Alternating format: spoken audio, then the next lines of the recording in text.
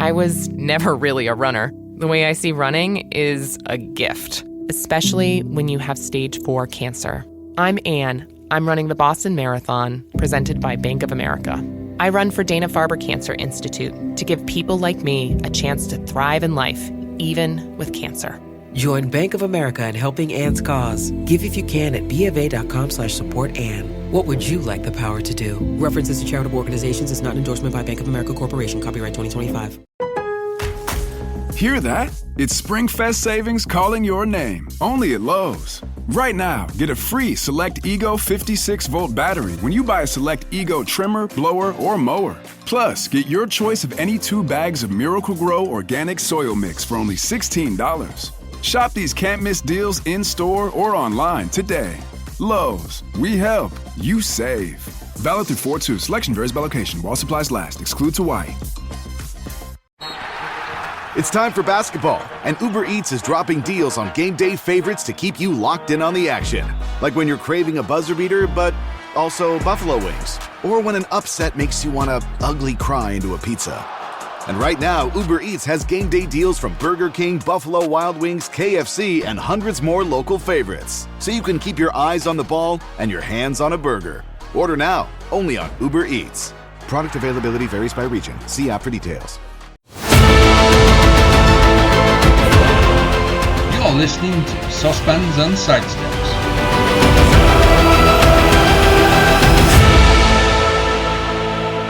Hello and welcome to this week's edition of the Saucepans and Sidesteps podcast. Joining me, Big M, as always, Mr. Huw Griffin and the one and only Pringle. Good evening, gentlemen. How are we doing? Good evening. Do you think this? Do you think this is going to be our most viewed ever podcast or least viewed ever podcast? Well, considering who our viewership are, it's got to be the most. By far, it's got to be the most, you know. No comment. Okay, so dive straight in. Why not? Got nothing better to do. Benji, you know, you were obviously there. Me and Huw, you know. Well, actually, Huw, did you even watch the game? Well, I didn't see the first 50 minutes. So basically, what happened was on Tuesday night last week, the missus has gone out for what she thought was a girls' night out. She's rocked up, and everyone's got their fellas there. Everyone's got their partners there. She's the only one who hasn't brought a man. So she, rather than say, I thought it was a girls' night out and I didn't invite him, I didn't invite Huw, what she said to the host was, Huw didn't want to come. So she's Judased me by that. And then she's come in and she's told me what's happened. And she's told me she's done that. And then she goes, and there's another do on Saturday afternoon. And she goes, well, you don't have to go. But I'm like, well, I kind of got something else on, you know. I know it's the world's smallest violin, but being a rugby content creator means that your Saturday afternoons, you're kind of busy most Saturdays. But she goes, you know, you've got to go because you didn't go to the last one. And I'm like, I didn't know about the last one. So She knew what she was doing. I've gone to one of the pubs in Leamington, and 10 quid for a Guinness and a Diet Coke. And had that. That's England, Joe. And then buggered off. But it was probably a good thing, because if I had seen that first 15 minutes from the Scarlets, I think I'd have gone into cardiac arrest. Oh, you switched off, wouldn't you? It was probably a good thing that I missed that portion of the game and only caught the good bit. I mean, I've got to ask now for a bit more info on the story. If she had messaged you on the Tuesday and said, look, I've messed up by you, can you get your ass here? Was it possible? Could you have gone there? Look, it wasn't beyond the wit of man for me to get there. We could have made it happen, but there was she had a hard time getting me to go to the one on the Saturday, trying to get me to go to the one on the Tuesday whilst it was going on, whilst I was at home, and she wasn't there. I don't blame her for not trying. Oh, wow. That doesn't say a lot about you, Huw. I'll be honest, mate. Well, I went, didn't I? I've gone. All right, then. All right. That's enough side chat for now. I'm So- disappointed, I gotta say. Okay, are you disappointed in who, or are you disappointed in the game? We need to make this clear right now. Wow. Nah. He's always disappointed in the game. We could beat No. Leicester 50-0, he'd lose going. Oh, I shit. know he does Yeah. never leaves the ground happy, No. does he? No, it's because I was surrounded by the sprays, innit? And that's all You I did was brought them? moan. What? I You did, brought them? yeah. I did bring a few, yeah. There were 6 of them, actually. It's too That's a many. full allocation, wasn't it? Yeah, that's a Yeah, lot. that was all. That was all of them. I was there. Was a couple at the front, but they were just swearing at the ref all the time. I don't know what's going on. Right. Well, it was meant to be a nice sunny day in Llanelli, but it turned out to be a rainy, horrible, drizzly day in Llanelli. But it was sunny on the Scarlets side of things, wasn't it? Because we won. For well, I would say a change because we haven't won in the last 4, 5, We had 3 Two. defeats on the bounce. 3 defeats on the bounce. Munster, Three Ulster. stormers, yeah. Yeah, No, Munster, as Ulster. in like the sprays now, not. Oh yeah. Oh, yeah. It's It's been a been a few long years, isn't while it? coming. They did the double Yeah. over us last season, and then they obviously beat us in the one earlier, Yeah. the not Boxing Day game. Yeah, so it was nice to get the win. Well, at first, I mean, we've spoken about this briefly, but this first 10 minutes, I thought, here we go.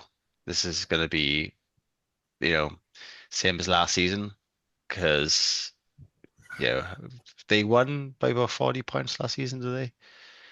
No, that didn't happen. No. But Jack Walsh scored in the overtime. We were trying to play out from our own 22. Jack Walsh got an Yeah. intercept. Yeah. So yeah, I mean those first 2 tries, yeah, we've got to speak about that. Unfortunately, the mood did. I mean, before the game, obviously with David Yuan and What was that like? Everyone have a good sing song? I was expecting more, if I'm honest, more sing song, but I think everyone's a bit nervous. Everyone's a bit, waiting for the game to start. But yeah, no, it was good atmosphere. I mean, everyone was, waiting, and then when that happened, the whole try in that Alice Craig cock up, as we call it. Yeah, the mood did drop a little bit. What was it like on TV? Whoever. After I'd done my rant last week about our restarts, and then we go and do perhaps the worst restart in the whole history of rugby union, association rugby union football. Oh my days. Nothing was going right for us in that. I don't know. There was a few passes to like Eddie James. He kept dropping them. And you could feel like, here we go again. That was literally the mood where I was. And then it started raining, and we were like, oh, yeah, here we go. Here we go. It's going to be one of those days. But yeah, I mean, glad to get the win in the end. Yeah, I mean, I'm like I think I said to you boys in the group, I'm content, with obviously 5 points. That's the most you can ask for, a plus 6 16. tries. I mean, I would Yeah, take. I think I'm pretty sure that's the most points we scored at the park this season. Yeah. I'll look at it later. I'm not doing it now. It's too early on. I need to warm up first. But no, I mean, it was a bit of a roller coaster. Obviously taking that loss, the 17 points early on. And then obviously just, massive resolve to come through. So yeah, it was a very topsy-turvy game in that respect. Do you know what I actually thought during the game? Oh, they've probably planned this. If I thought, we went 15 points up against Cardiff and let them back in, we'll probably make sure there's a few more points and then we'll do it to them. And by God, we actually did. I was almost in panic mode around that 15-minute mark. Just everything. If it could go wrong, it did go wrong, and wow, it was just so bad. From that 17 points, I think they only scored 7 points after that in the second half. 5 points. So, and even that was our own mess up. Yeah, just obviously down a man, and then 2 very poor to average at best tackle attempts. Every single one, all 22 of their points came from our errors, and 3 of them from the referee's error. But we'll get into that a bit later. Huw, you haven't given us your emotional feelings after watching that game back. How was it, but? After watching the game back, obviously when you're watching it back, you'd skip all the stoppages and things. And because he obviously knew the result, so it was all right. So, but by goodness, that, like I said, the first 15 minutes is the worst we've played all season. And like I said, I'm glad I didn't watch it live because I would have been, my head would have gone. My head would have absolutely gone. So to turn it around as quickly as we did was just a big relief, obviously, and to get the win, to be 17-0 at halftime, I think is an achievement. And it is funny, Mark, like you said, if we go 2 scores up, we're probably going to lose. Apparently, if we go 2 scores down, we win. It's just one of them because Ulster went We don't play that game. We don't play Ulster went that game, 17-0 down on Friday night and won Yeah. 38, scoring 38 points. Funny old world, isn't it? So, what do you think? What do you think was the heart of the turnaround? What do you think? What do you think changed? I mean, everything was going wrong, and I think it was just a case of someone just not even so much as a rally cry, as if just to go, boys, calm down. We've got this. We've done our analysis. We've done our prep. We've bloody got this. We can take them down. And obviously, Josh McLeod is at the forefront of that, and he leads from the front. He always has.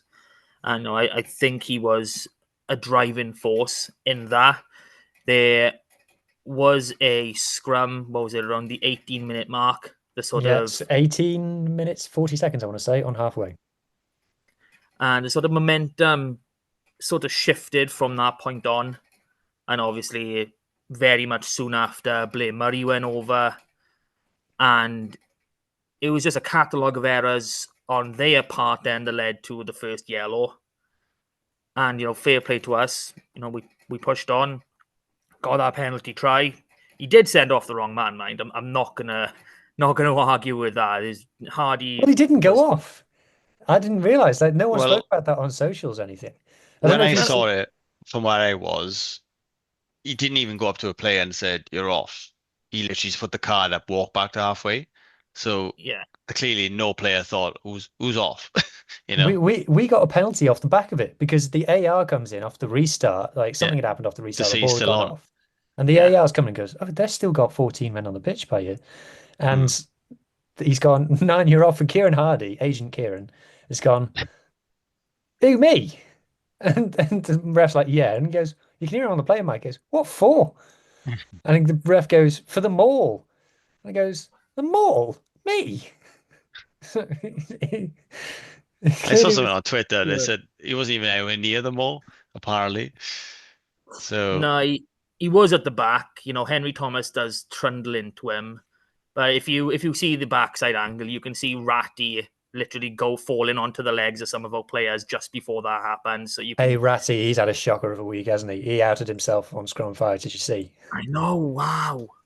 How you can't do that in the build up to this game, like Jesus. I grew up in a house from where I could see Parker Scarlets from. My dad's a Scarlets fan. He took me to see the Scarlets every week. But I'm not a Scarlets fan.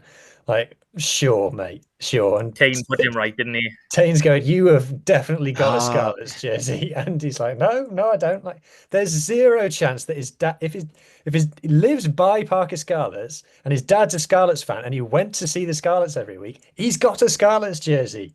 Was that the interview he said at the end? He goes, "Oh, but he's a bit of an Ospreys fan now because I'm playing for them."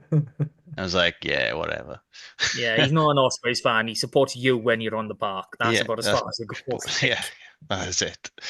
Be a good replacement for Craig, though. I've heard someone say. Yeah, I mean, he's out. He's got the height. He can move around a bit. I mean, I know we are in the market 6 hybrid. for a lot. I mean, he's not the sort of Lock 6 hybrid we've kind of been used to in recent years.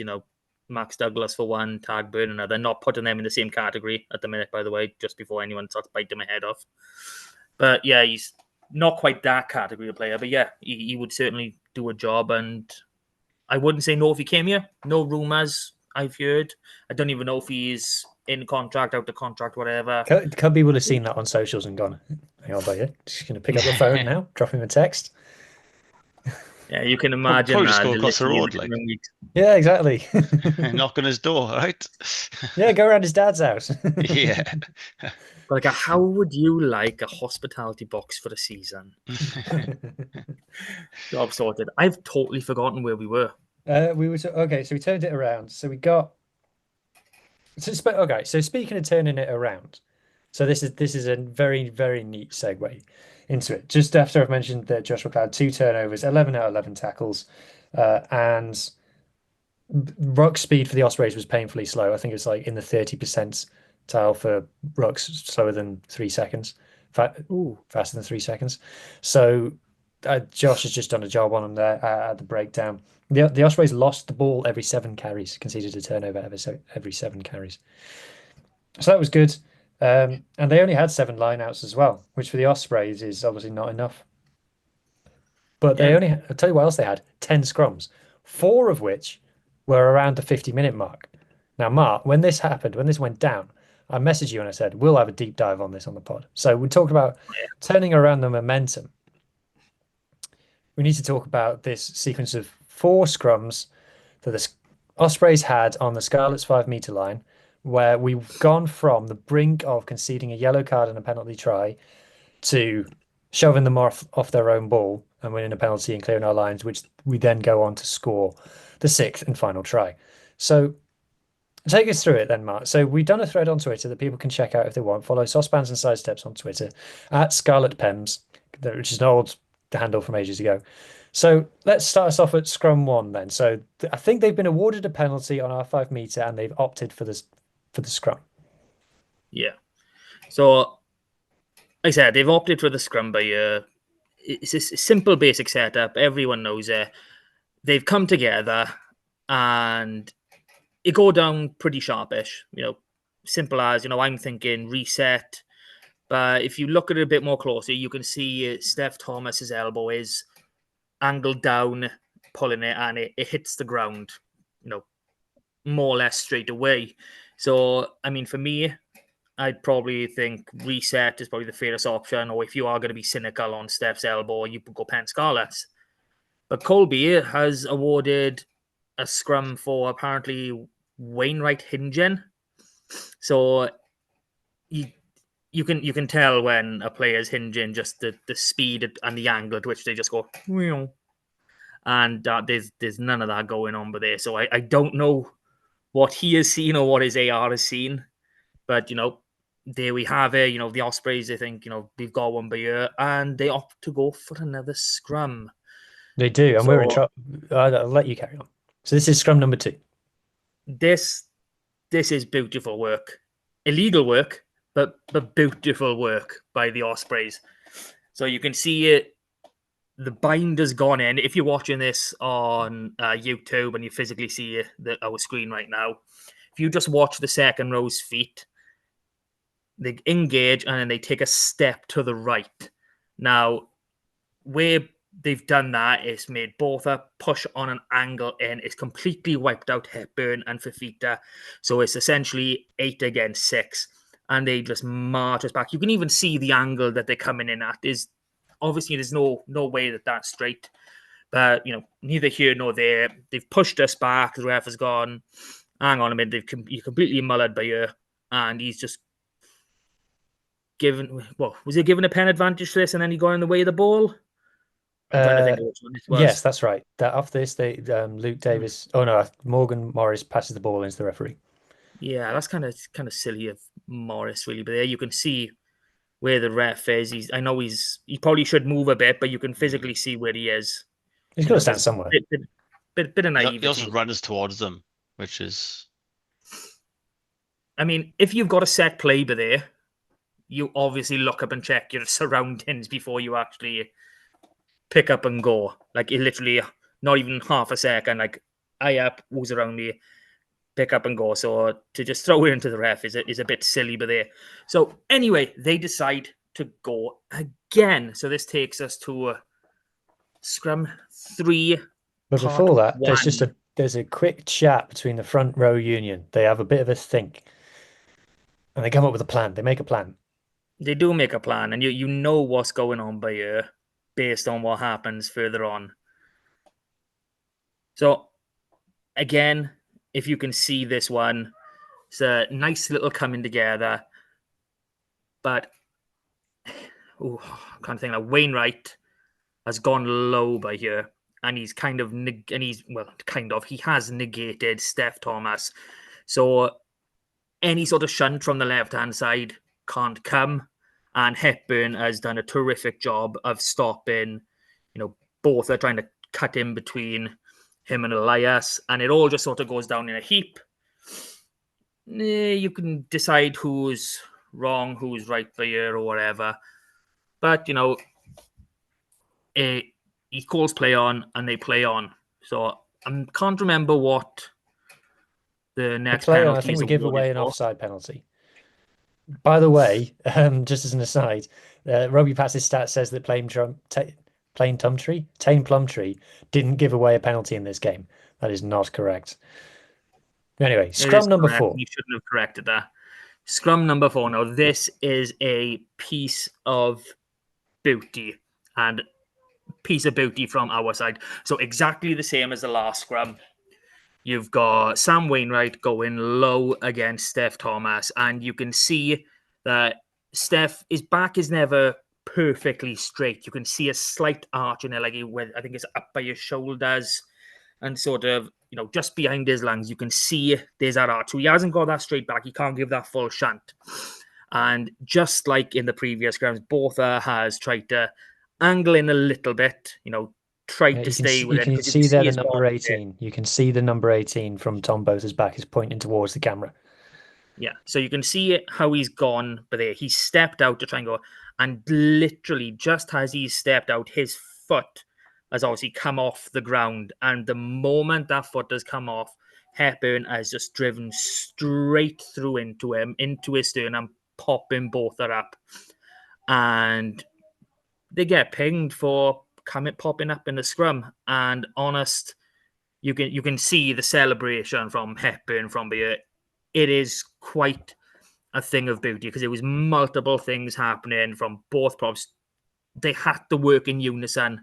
Otherwise, this doesn't work. Sam had to stop Steph from getting any sort of momentum on him, and Hepburn had to time that to the quarter second. And I'm literally quarter second. If he's any later, if both us even got 2 studs in that ground, he's not going back the way he does. But it is a thing of beauty to watch as someone who loves scrums and loves the scrum battle.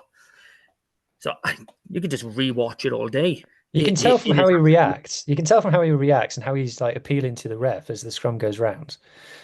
It's not just relief. It's not just thank goodness I've got away with one. It's I've tried to do something there and it's come off. Yeah, it's come off. Yeah. It's the reaction of a man who is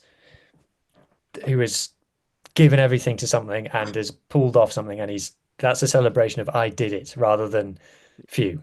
Because if he thinks he's gotten away with one, he's sheepish there, and he doesn't say much. They've had the chat, they've made a plan, they've executed it, and he's delighted.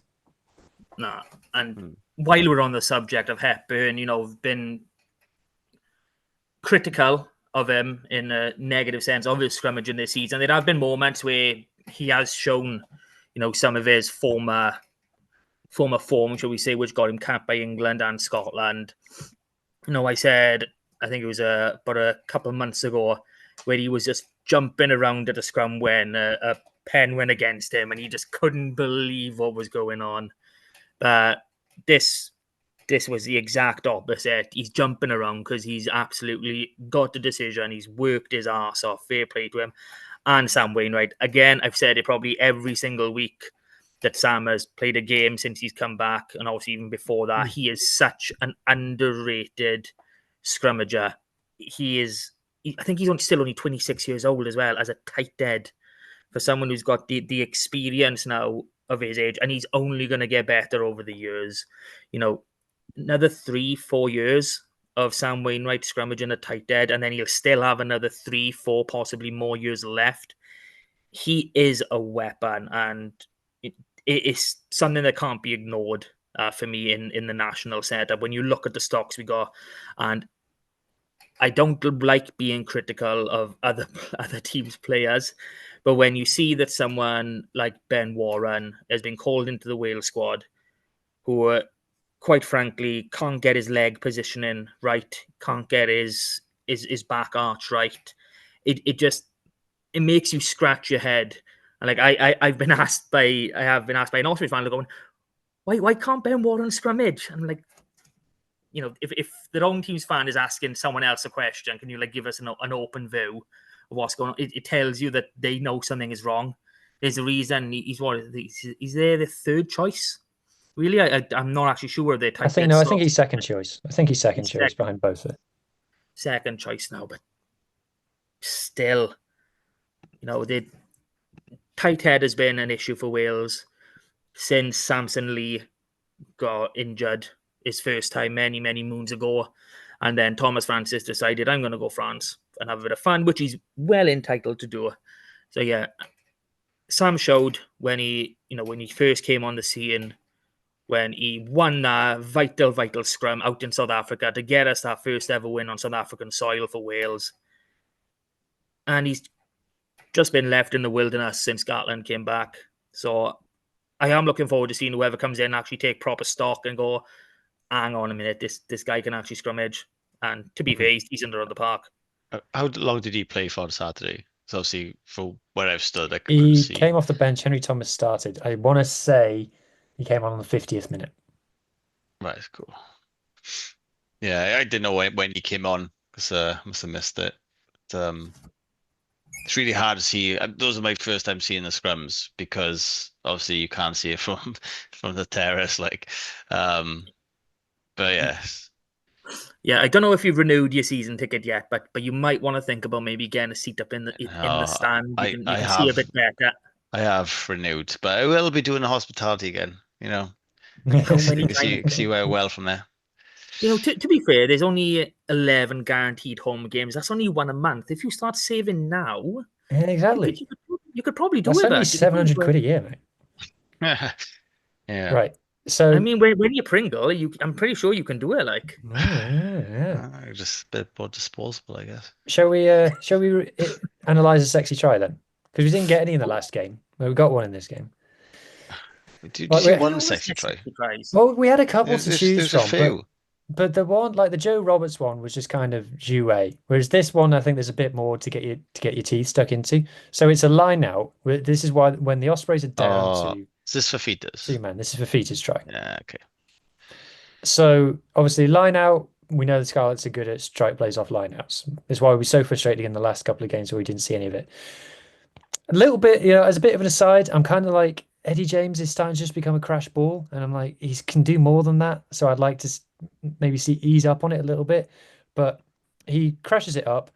He's basically gone from a standing start there. If you look again, this is probably going to mess up the replay now. Yeah, it does. He kind of goes from a standing start because the pass is behind him. So he's standing start up against Owen Williams. Owen Williams, thanks for coming. No bother, and go straight away. This isn't particularly fast. You can see Adam Beard. He's got his hands up. So for audio listeners, so they've done a crash ball from Eddie James into the centre of the pitch, and then they're flashing back right again to attack where the line out just was. It's I think they call it an 11 phase. One way, one the other. And you can obviously. So the clever thing about this is they've gone blindside when the Ospreys are down to 2 men. So what the Ospreys are worried about when they're down 2 men, so they're down to 13, is the space out wide. So when they get out of that line out, all of them are thinking about we need to get across to the other side of the pitch to cover the space that's there. But the Scarlets are planning to go the other way. So they flash the ball back this way. You can see Adam Beard has read it. He's calling players across. It's a missed 2 pass from Cowdor to Sam Lousy. Now, Sam Lousy, I think it's fair to say, he's up against Ben Warren there. Like, no offense to him. I think Sam Lousy is probably ball in hand more skillful than most of the Ospreys type 5. So we've seen him pop up in the centres for the Scarlets this season. So he draws a man. This man running through, I don't know if you can see him. That's Alex Craig on like an, I want to say out to in line. Yeah, out to in line, kind of drawing, and he holds this other Ospreys play here. Now Dan Edwards is in a world of pain. So Lousy's played the ball backwards to Johan Lloyd. If I just run it on a touch, you can see here the Ospreys, the Scarlets have got 10, 15, 14, and Ver Fafita up against 3, 4, 5 from the Ospreys plus Dan Edwards. So all Huw and And Lloyd's. Sorry, go ahead, mate. to be fair, Fafita has got the pace of a winger. Yeah. You've basically got Joe and Lloyd, who are, can put the afterburners on as a 10, and then basically three players with pace. Yeah. So Johan Lloyd, all he's got to do now is just deliver that ball to Max Page, and it's essentially a walk in from here. So Adam Beard's nowhere near it. None of these Ospreys players. You look at the numbers of the Ospreys players that they've got here. So you've got, I want to say that's Alex Craig, but you've got 6, 5, 4, 3 for the Ospreys up against 15, 14 Verfafita for the Scarlets. I think that's Johan Lloyd as well there, between Adam Beard, and it's essentially a walk in from here. Agent Combeer steps in, does the deed in terms of being drawn by Max Page, and Verfafita's literally walking. I love how casual he is. Yeah. So one thing I really like about this try, and as critical as we will be of Johan Lloyd, because again he's not a 10, it's him and Blair Murray that make this try. The way they start. I just want to mention. Look, this is Alex Craig running the centre line here to hold. I don't know exactly who that is. It's an Ospreys forward. I think that's Warren. It's a Warren, yeah. Go on, mate. You were saying about Lloyd and Blair Murray. So if you go back to the start, you'll see Lloyd and Blair Murray straight off the line out. They're running open. They go in the other side of the park, and like you said, forcing the Ospreys, man, they want to run wide anyway, but they just allowing it to. And just as they before they hit in the ruck and Cowdo's going for the ball, they switch. So instantly they're running back on the blind, and it creates this 2-man overlap, which is absolutely lovely. Yeah, so we're gonna get it. Oh, we'll have to go back to the beginning when we. Oh, hang on, right? Okay, so this is Eddie James trucks it up. Cowdor missed 2, and you could see it both over there. They've just turned round and started sprinting the other way, and it creates that 2-man overlap because we got plenty of boys for there. Obviously, Ospreys are down to 13. Very different prospect against 15, but you've got to be clinical when you're given those opportunities. And by God, we were in this game. We've had games in the past where they've been down to 14, they've been down to 13, and we've literally created nothing. And that's we've been saying for weeks, and we've got such the most dangerous wingers in the league. And as soon as you get the ball to them, give them some space to run, and Fafita, obviously, they'll get in. So, yeah, it's nice to see us trying to play wide. What do you think of? Oh, you go ahead, mate. Outside back wise, I do think we've probably got the most talented set in the URC, especially all 3 of our back 3 players beat 3 defenders in this game. All 3 of them. So that's 9 defenders beaten just in that bit there. And then you've got the talent of Eddie James and Joe Roberts. We've even got Johnny Williams in there, Tommy Lewis. You can see why certain other people were so desperate to sign our centres, can't you? Eddie James celebrating with his contract renewal with a tribe, by the way. Yeah, you can do it. I mean, I suppose it could be a belated celebration for Joe Roberts as well, couldn't it? Yeah. Yeah. Joe Roberts try, by the way. Props up again to Alec Hepburn. That was a beautiful hanging line on the outside, hugging that touch line, and then just I'll stink you back in. I'm playing a bit of basketball by you. I don't need to play rugby at this minute. And yeah, Joe just strolls in. That's a beautiful try again. I think that was the one straight after halftime.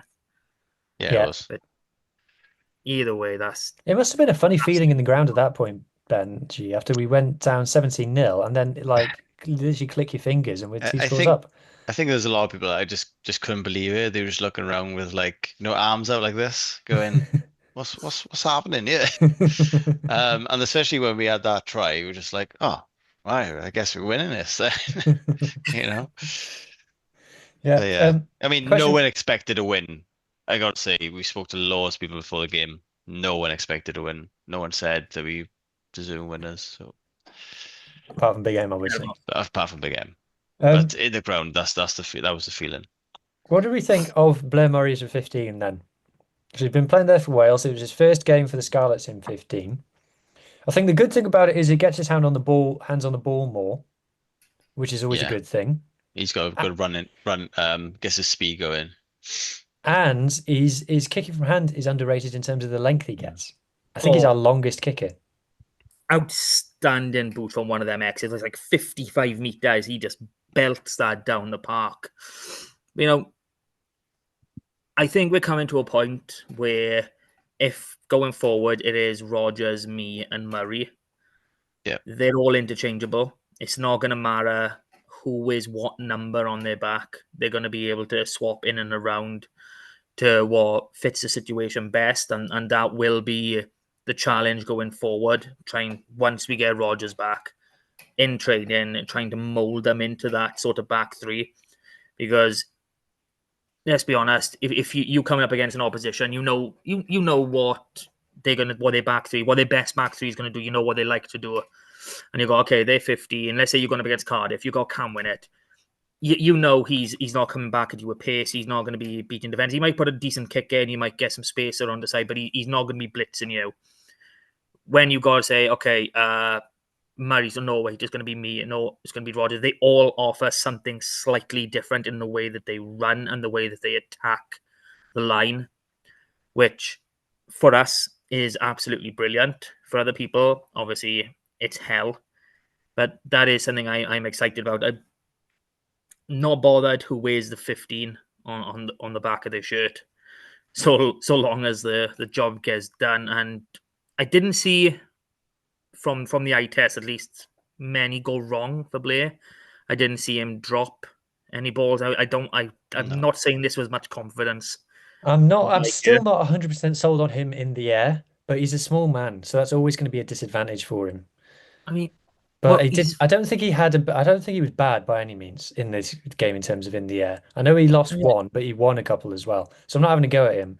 I just think that's still probably the one area where, as a fullback, I'd say is his area of improvement. yeah. So Yeah, he's not he's Tom Rogers 5'8". in here, is he? Yeah, No, exactly. he's 5'8". So Huw, you can remember when we went to the Cardiff game together. That's my height. Benji, I don't know how tall you are, but so I can't. I am Not as tall as imagining. Hugh, I can tell you though. He is a No, tall boy. no one's as tall as Huw. Ellis Smee's not as tall as Huw. No, Ellis Me is taller than me. He's very I- deceiving on this screen right now because he's a tall boy. Well, the thing is, his camera is 10 foot high. That's what you've got to tell people. All right, come on, let's talk about rugby. So, Stop talking about my height, please. what Make other me star blush. players are we thinking in the game then? Who else do we think deserves a pat on the back? Manus, as always, but it's kind of Yeah. becoming boring now to say his name. The But it's thing, just what he does. the thing is, Marnus and Josh McLeod must be, even especially Marnus towards Josh McLeod, because he's robbed a few tries off him, and like, Phil be Christ. and if Josh McLeod wasn't a thing, Marnus van der Merwe would be head and shoulders our player of the season. But unfortunately, Josh McLeod's about. Yeah, it's a shame for a hooker when you've got a captain and open side as selfish as Josh McLeod when it comes to scoring tries. Like I think if, like I've said it before, it's a good tool and a good tactic to have at the mall, to have that second person at the back to take it on, to maybe split off from the mall when it's, haven't properly formed. You can move around. There's a few things you can do with that. So it's good to have. But when you come for that plain, simple 5 meter middle ball, front ball, down drive, you've got to give it to the hooker. It's all the hooker's work. Getting it there, making sure it goes to hand. Yeah, it's the trade-off. All this stuff you get for when you're throwing the ball into the line out and no one catches it and it's your fault. The trade-off is that you get to dot the ball down to the back of Moles. And he's not getting that. Nah, I mean, he's had one or two. I'm He's pretty had a sure he's had Yeah, one or yeah, two. he has had a couple. But I think he's had a score from open play as well, which is nice as well. Should we talk about Sarah in the game? Sarah in the game Fafita. via Fafita. Sarah in the But game. I just want to say, we've spoken about him already. I would have given it to Alec Hepburn, but don't ever Yeah, he let did me have a say great anything against Veer Fafita. That wasn't me. Yeah. I didn't think you were allowed to give it to props anymore. I thought it was banned, to be honest.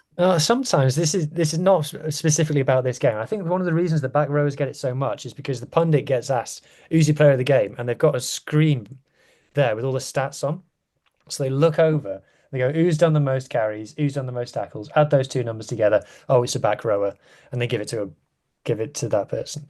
So I think that's it. Mind you, when one of them is Vea Fafita, and you just get a bit starstruck looking at the screen, and it says Vea Fafita, then you think, oh, and you give it to him. I mean, He did make the most meters of any Scarlets player, to be fair. yeah, but I'd like to know how many meters more that was, because it looked as though he had 20 for free for his try. To be honest, you know, Yeah, but he always looks like he runs so slowly, but then he's so fast. Because He's, it's he's stride. unbelievable. Yeah, He gets like 2 meters per step. I'll never Oh, forget what that was he picked up from the other 22, and he run the whole pitch. But it looked like he's running in like slow motion, but like every play was just falling.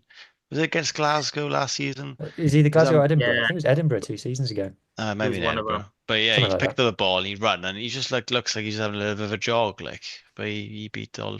Yeah. There is one thing I'm gonna have to say about Via that I'm not happy about, and I haven't been happy with it for a few seasons. It's the Oh, hair. Where's the oh, red hair gone? I'm not happy oh about this. You need to bring yeah. back the scarlet hair. You know, that was such a big thing when he signed. You know, yeah, I'll dye my hair scarlet, go for it, and he's got rid of it, and I'm not happy. I'm really not. Again, I know this is probably Lee G's territory talking about hair, but Hepburn's curls, where have they gone? I He- know, but it's got better He, because he does look that wasn't better. He- prop hair before. Like remember when he signed and we were doing Scarlet seating plan, which I hope they post the picture of the boys having a coffee at some point because you haven't had an episode of the Scarlet seating plan for ages. But South Africa's coming up. when he was sat there, we were looking at him like going, who is that? And we're like, it's our new prop. We're like, that's never a prop. He's not a prop. He doesn't look like a prop. And now he's cut his hair. He looks a bit more like a prop. And he's had his best game for the Scarlets. So there you go. He's the Hair reverse. makes a difference. Yeah. He's the reverse Samson. I missed the curls. I thought they were awesome, to be fair. It made the man. It made the man. Can I also just point out, as a complete aside, someone at the Scarlets has bought a better camera. And the photos that have come out of the last 2 or 3 games have been Better. very, very good. Very, very good. Before Munster were their setter. So a bit behind the scenes for the listeners. We get these photos from an app called Greenfly, which is like a media sharing app. The URC upload them all to like the cloud, and we're able to access them from this. So this is all URC official photos. Munster versus Connacht, or Connacht versus Munster this weekend, I think is the most photographed game of rugby in all of human history. I'm not exaggerating. There's thousands of photos on the app for this. You're trawling through them trying to find a picture of the Scarlets. But like I said, someone at the Scarlets has bought a much posher camera, and it is well worth the money because this is a cracking photo. Yeah, that's good. Yeah, you can just see by here the tender love and care that Josh is going like. Let's just make sure this is on you right now. We're having the interview. You got to look. It nice looks and like bright. King Arthur knighting Lancelot. Wasn't Lancelot meant to be a dwarf or something, or someone short? I mean, it's. I don't think it's so. the wrong way around. Don't know He where you got doesn't that like from. he doesn't like speaking, or does he? Fafita. They asked him for like No. comments on the game, and he just went, right, yeah, I better do it then. And then Josh Yeah, took just over. like, yeah, Josh, can you just answer this question for us? Imagine man- it's a question like, Vea, what did you make of the game? And he goes, Josh, will you answer that for us? Well, the thing is, obviously, I know we've spoken with the now superstar Carmen Tuapolotu about the Tongan tribe. The Sam Lousy is the leader of it. But you got to think if Vea speaks, you listen. You know, even Josh included. If Via speaks, you do as he says. You know, that man is an absolute legend in the game of rugby. Whether that's in New Zealand, Tonga, or Wales, he's just another level completely. It's a good photo Cowdor as well. There's a little bit of a Cowdor. moment after the game with Cowdor, so it was great. I don't know if I can mention it on the pod, but it was great. So Oh yeah, I remember obviously, you told us. Yeah. He's so cocky. He's so good. He's the ultimate scrum half. He's like, he's brilliant. imagine a scrum half, and that's Cowdor. But Yeah. so obviously his stats are decent. So interesting thing about his stats is 50% of all of the passes made in the game was by him. Not in the game, but by the Scarlets in the game. It was by him. Now, a scrum half always makes the most passes, but even 50% is pretty darn good. And 58% of the kicks were him. And I really liked him at the end when he was just dinking it when we were in the Ospreys, just in outside their 22, and he just kept dinking it behind them. And I go on then, play out, and then they couldn't, and then they get the ball back, and he just do it again.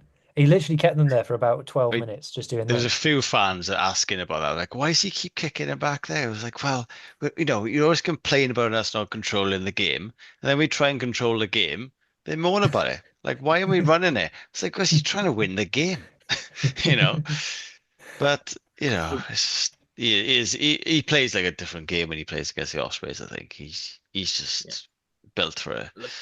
Like before the game when the team came out, and rightfully so, there were issues with Archie not being selected on the bench, and we've got issues with the amount of minutes that Gareth Cowder was playing Yeah, so anyway, it's and that another point 80 still minutes there. stands. Yeah. Would you have taken him off though? Because I wouldn't the way he was playing. I mean, we were 38-17 up at around the 60-minute mark. Yeah, how bad must Evan Jones be? If Dwayne's worried about them scoring what 4 scores. 24 points, 4 tries. Yeah. I mean, that's a bit harsh, but yeah, I get the Well, point. that's a question that I'm asking because I'm saying that It's can't be not. the case. No, I mean Evan is very much a game manager of a 9. He Yeah. So when he came down there's from We our haven't seen out much of as it though, have well. we? yeah, I know we haven't got much evidence for it. No. Well, we haven't got much evidence that he can play rugby at all for these last couple of seasons. They've Got a got feel for him. minimal minutes between them. I think there's something like It's the there's something like 1,400 minutes of rugby we've played, and Cowdo's played like over like 1,200 odd of them. It is something ridiculous like well, that. this is it's the most bizarre use of a 6-2 split I've ever seen, where the two didn't come on at all, and the six came on. I think like they didn't use the last forward replacement to like the 75th minute, something like that. Like didn't use them. And it's like we've been begging him to go for a 6-2 split, preferably with one of Ver and Ortain on the bench.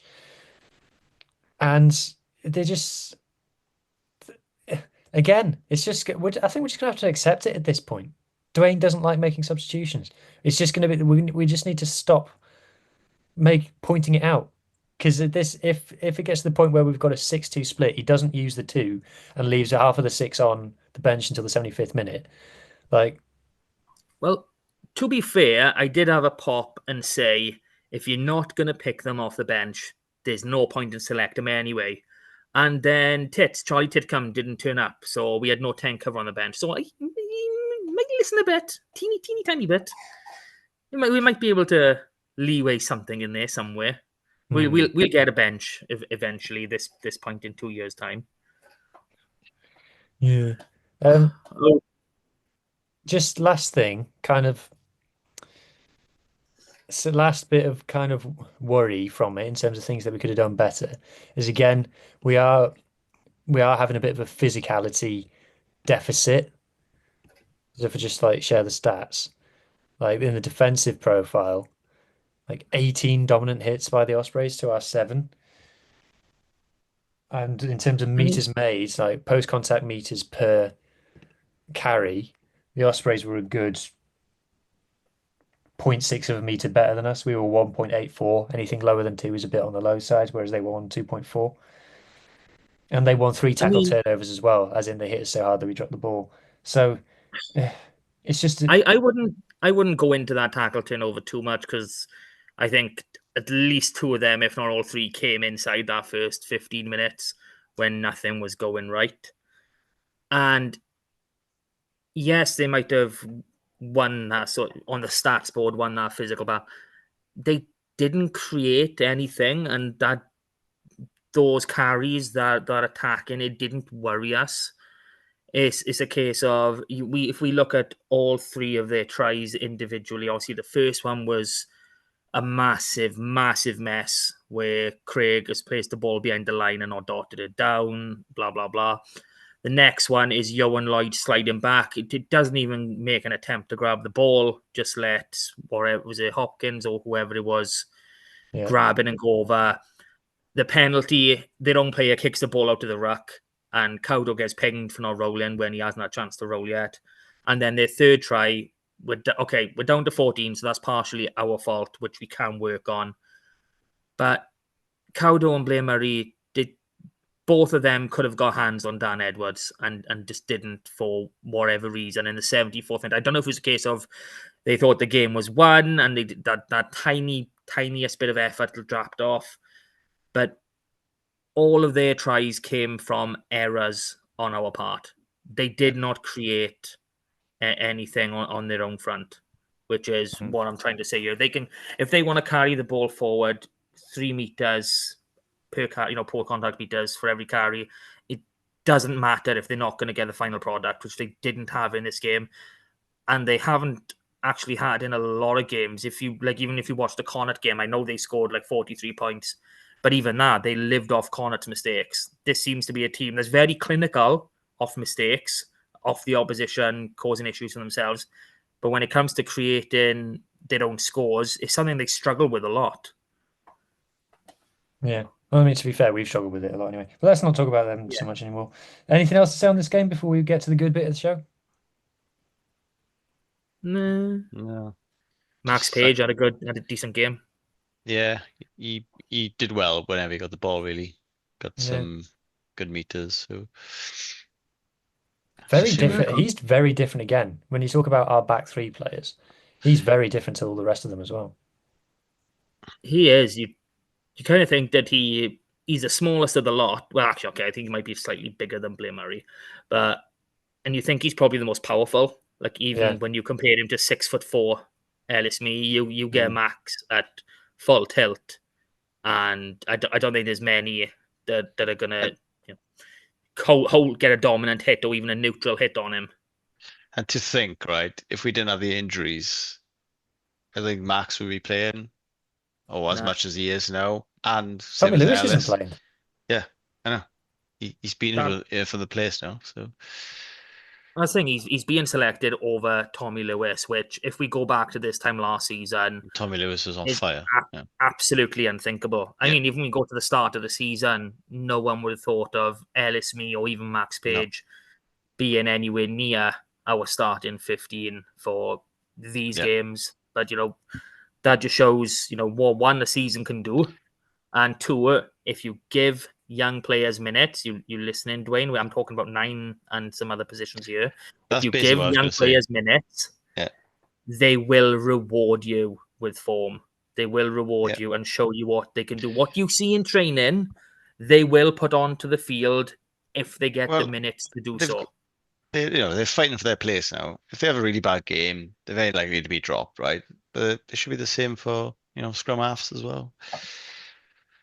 So, oh well. My last thing on this game. Were we better in the one that we lost?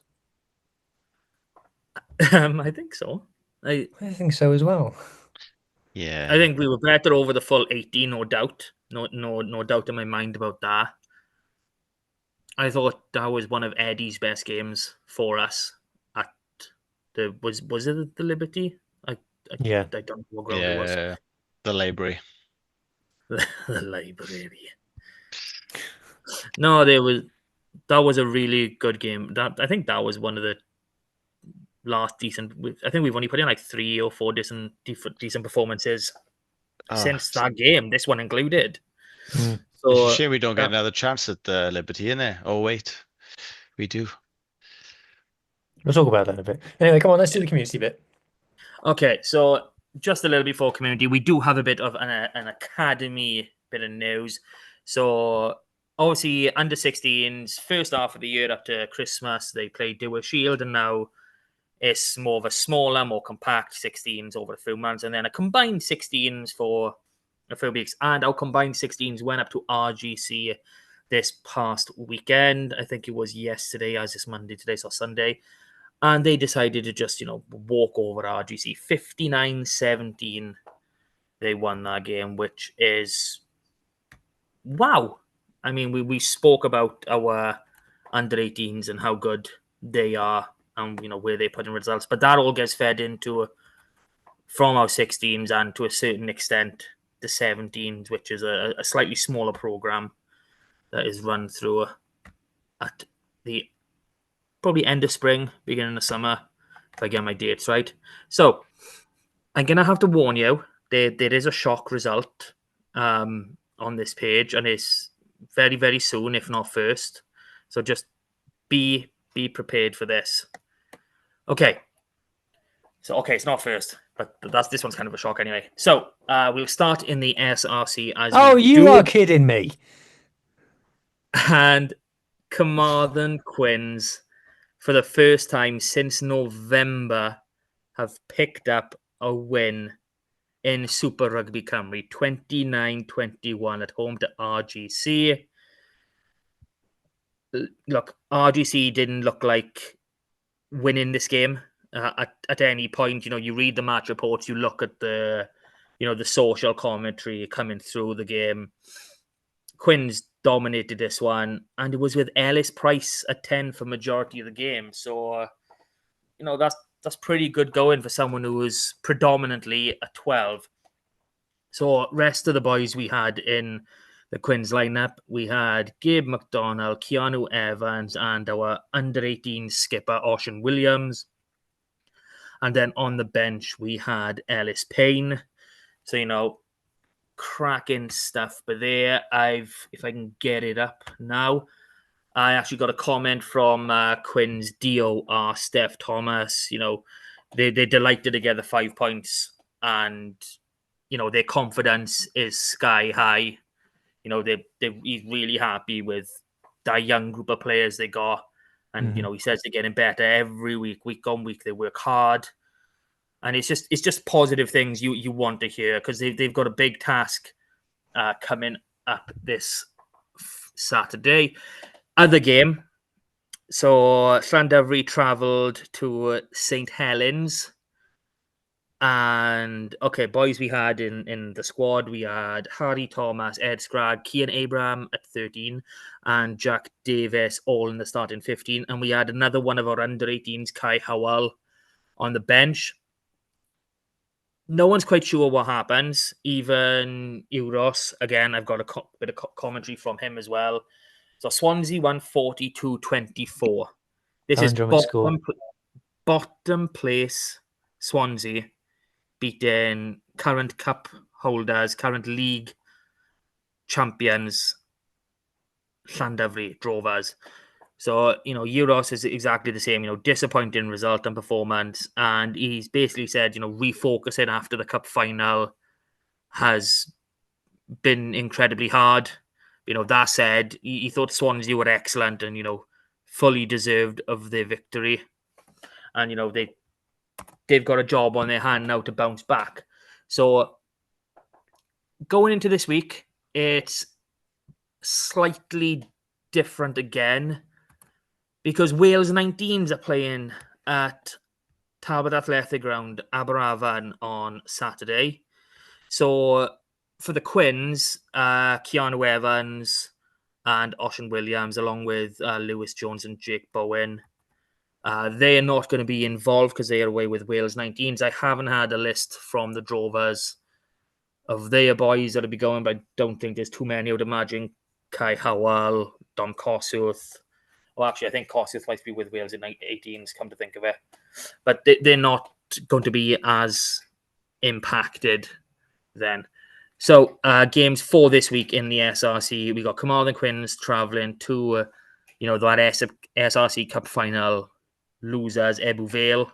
So, one of the toughest grounds in the league to go to. That's a tough ask. And then Llandovery are hosting Aberafan. 6 points here could really set them up for a home quarter final in the playoffs. That loss against Swansea has kind of put the last nail in the coffin of getting a home semi-final in the playoffs. They drove us just mathematically. It's going to take a good couple of results now. And Carmarthen Quins could help them out, by the way. But it's going to take a few results for them to get into the top two before the end of the season. Okay, so into the Premiership now. Proper community rugby. No one's getting paid here officially. Llangennech went to Neath on a Friday night in the Um, misogynistic derby, or I don't know what you want to call this one. Oh no, But because the Clanganek never done nothing wrong. oh no, This they didn't was do nothing wrong. It's all this Neath. was this was the game that had the famous promotional campaign. Do we know if many people turned up for it?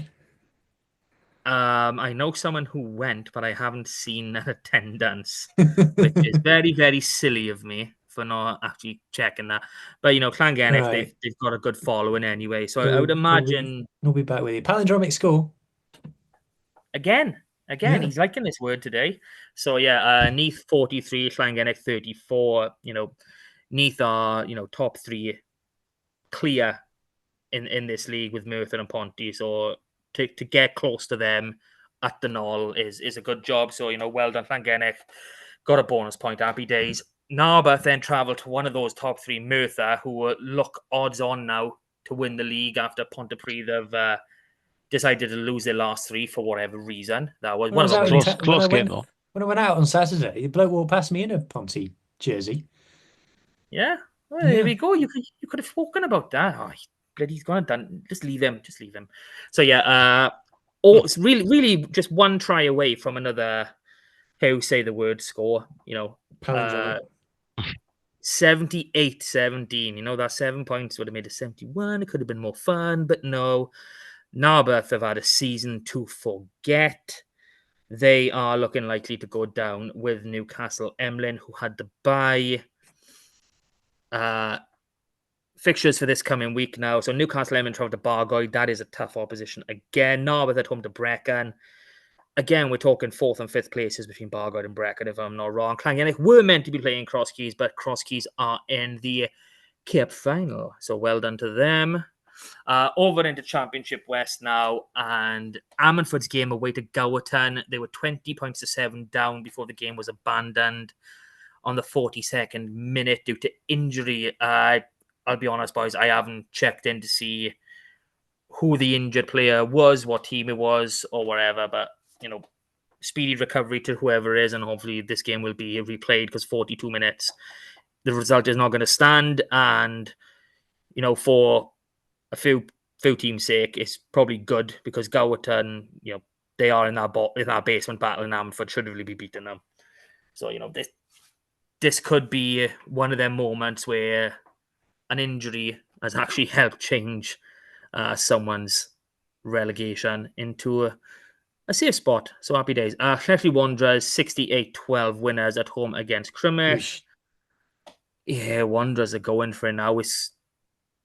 They've got a lot of work to do, but first place is in their grasp. Fixtures this week got Crymych at home to Dunvan. I don't know why Amherst are not playing. They might have the bye, but Llanelli Wanderers are in the Championship Cup final. I'll run through those games at the end. One West, Aberystwyth, 81-5 winners at home to Wellinvoll. They thought, you know what, Tenby are only a point behind us. We'll set down a marker. Buryport in a nice little local derby, 24-8 at home to Kidwelly. Tenby thought, you know what, St. Clair's are only one place behind us in third. I'll put our own marker down, 51-0 at home. Yeesh. This is literally going down to the wire. It's coming down to this week now. When I led 17-15 winners at home against Pencloud, who are already relegated.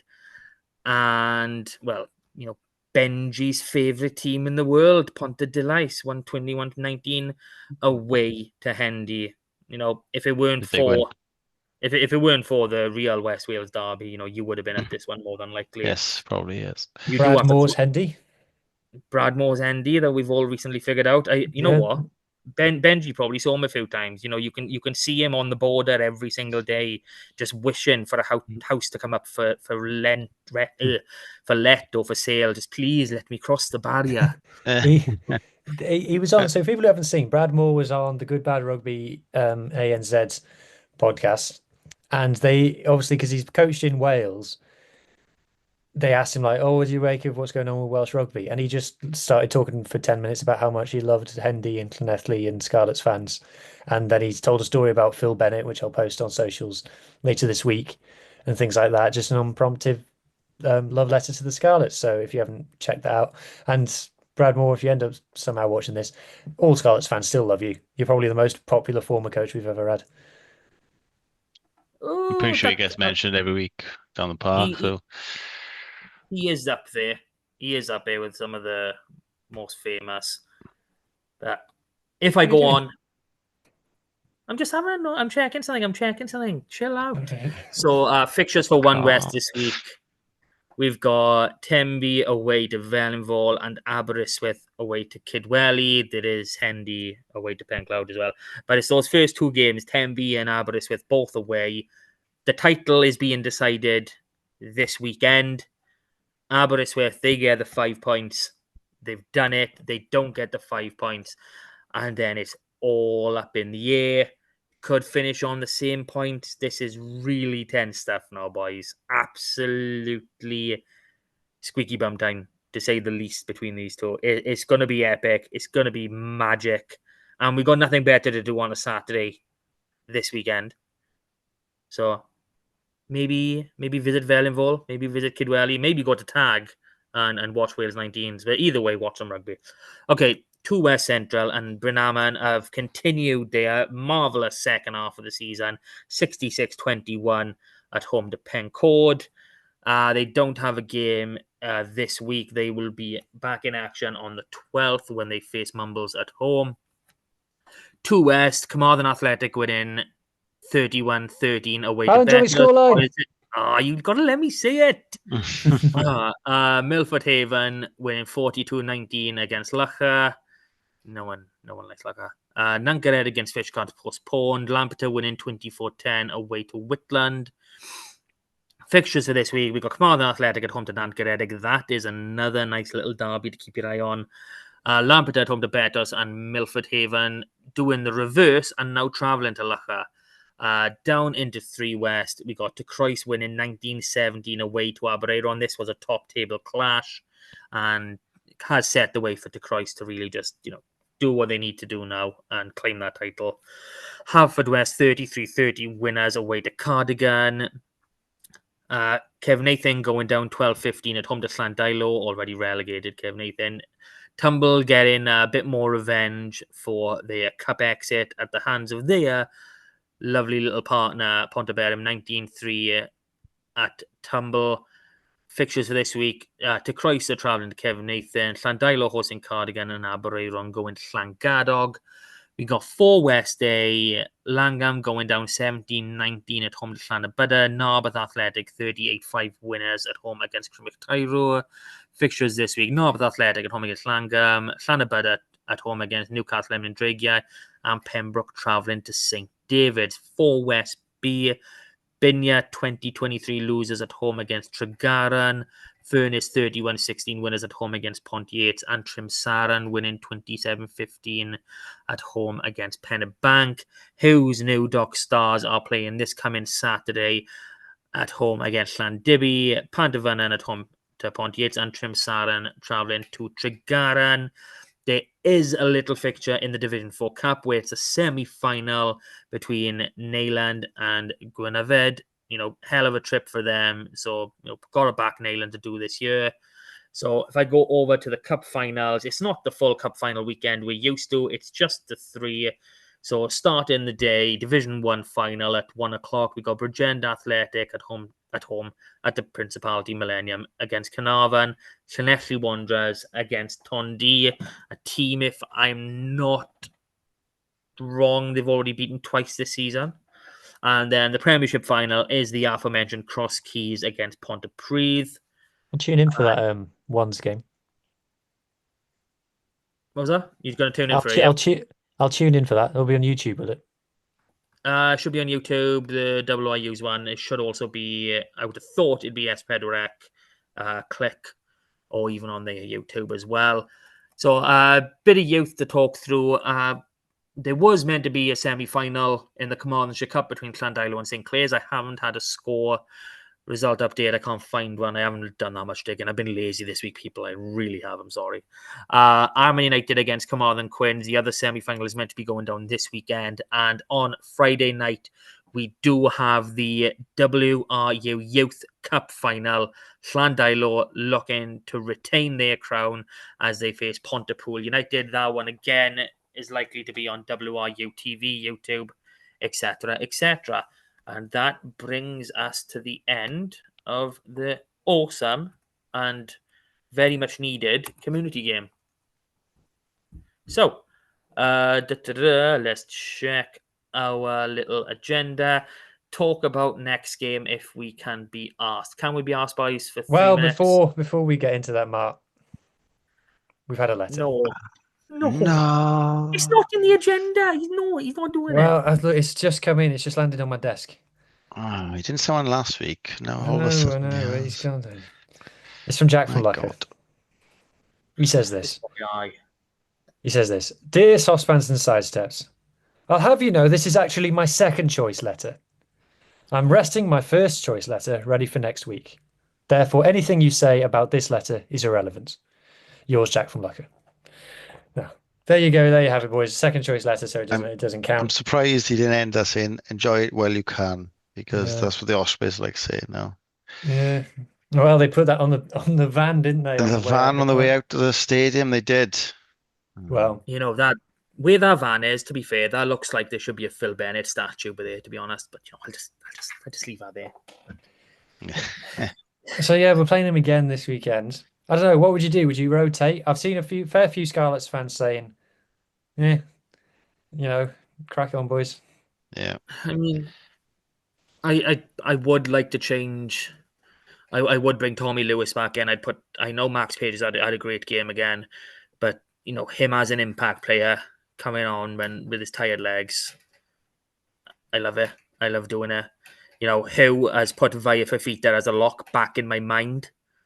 So sticking him at lock and having Craig on the bench, I'm just creating a stronger bench. That's all I would do really in this game. I would try and create a stronger bench because let's face it, they didn't really get much use out of their bench in this game. They had a couple come on early, so I would. They made a couple of changes at half time. Exactly, because we were just awesome. That was why. But yeah, I can't see us making that much changes though. No, I think they keep them almost the same. I wouldn't be surprised if it's the same 23. Yeah. Well, maybe barring Archie coming back. Because that's the last thing they'd be expecting. Yeah, but no, for me, the only thing I would be changing, I would be looking at trying to make a stronger bench.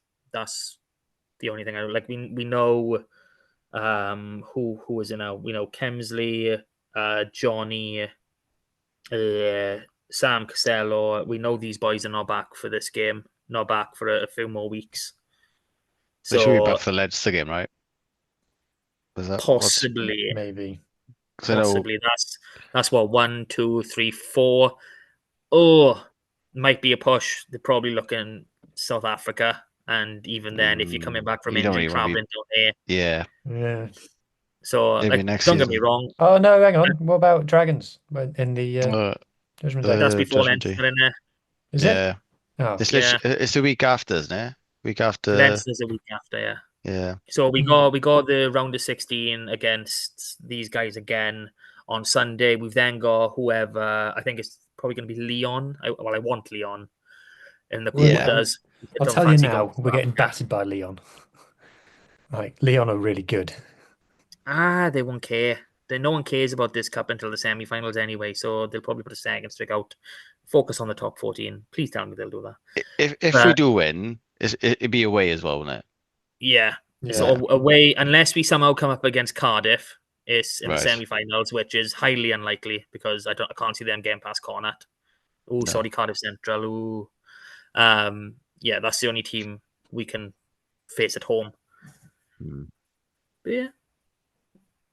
We've gone a bit doom and gloom now, boys. Let's wait. Let's perk it up a little bit. Let's do. We've had our big result now. We've had our big day. I still haven't decided if I'm going.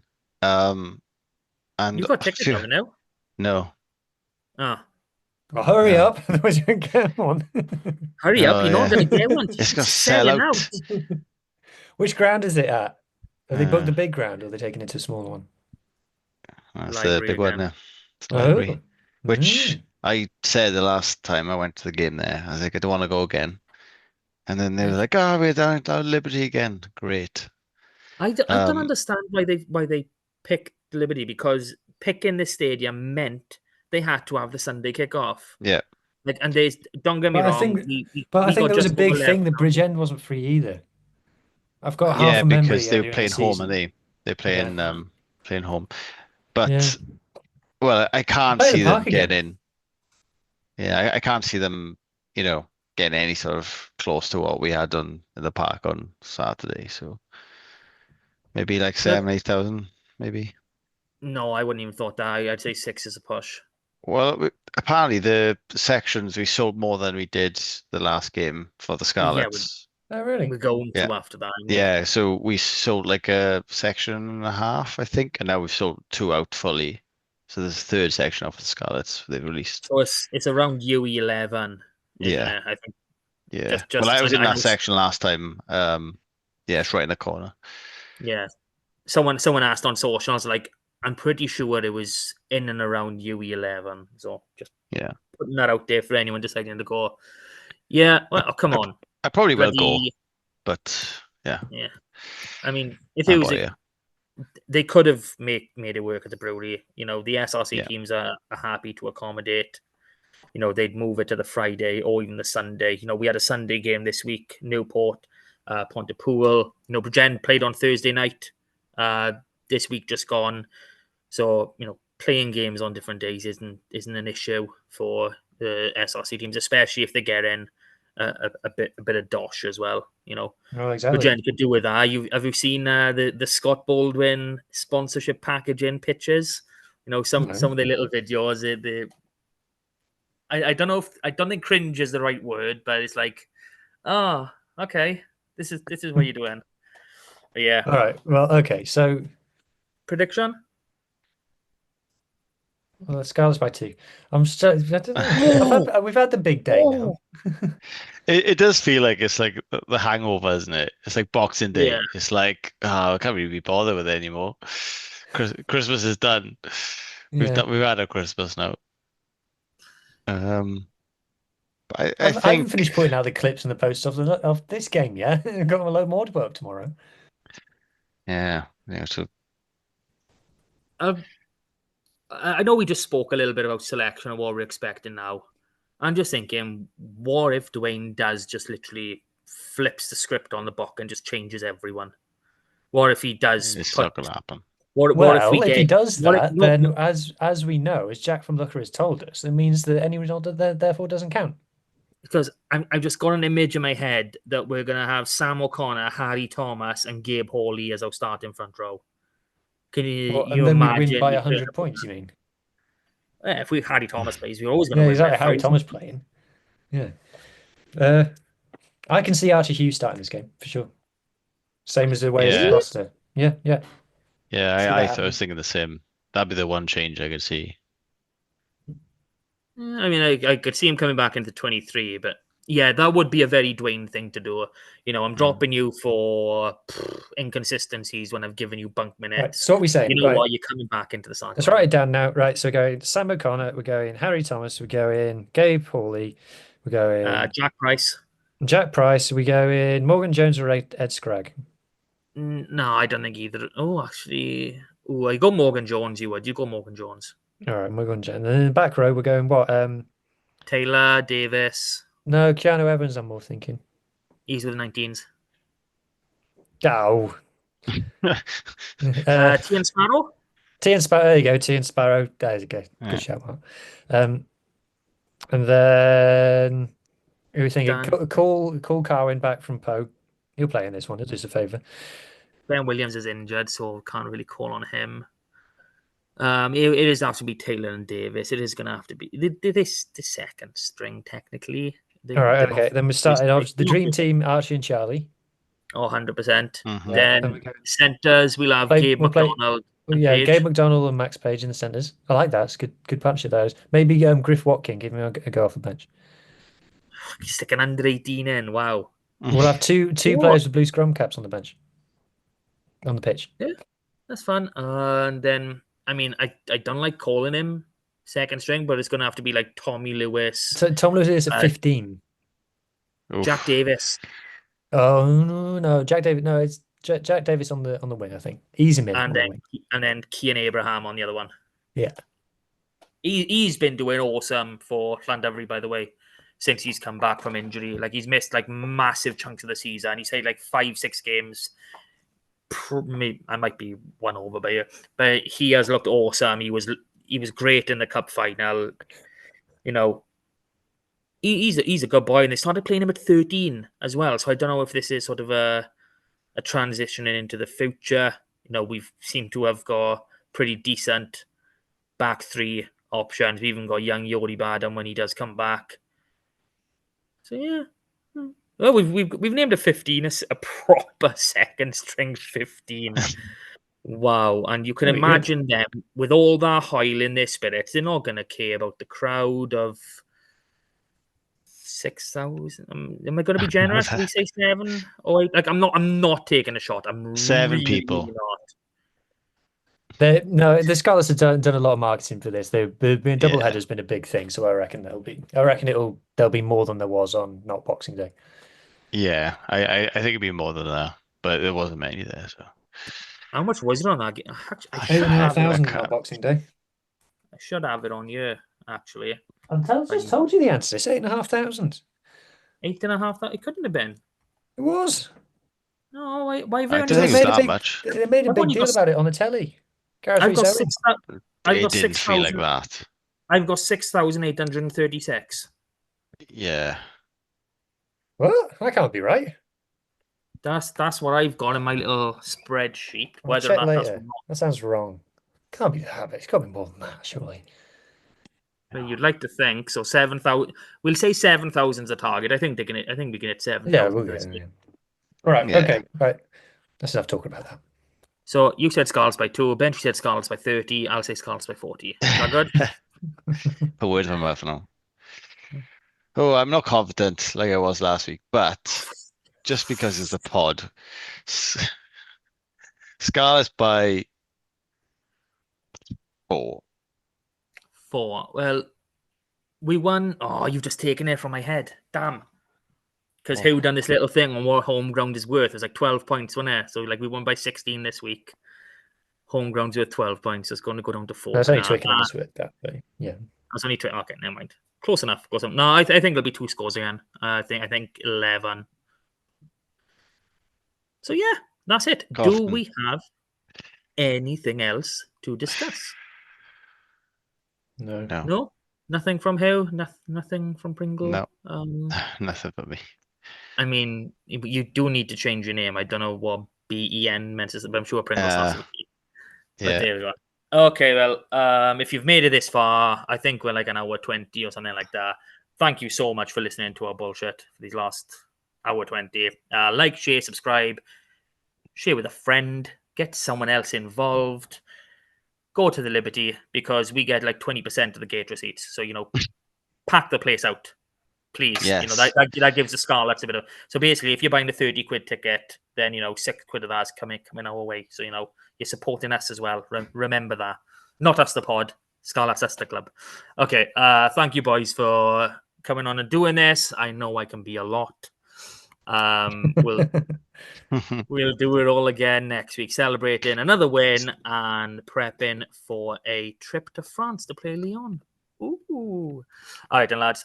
Watch this space. Thank you again. Until next time. Goodbye. Bye. Well.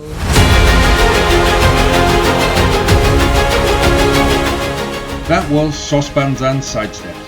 Please rate, review and share on socials if you can, and join us again next week for more of the same. And until then, enjoy your rugby.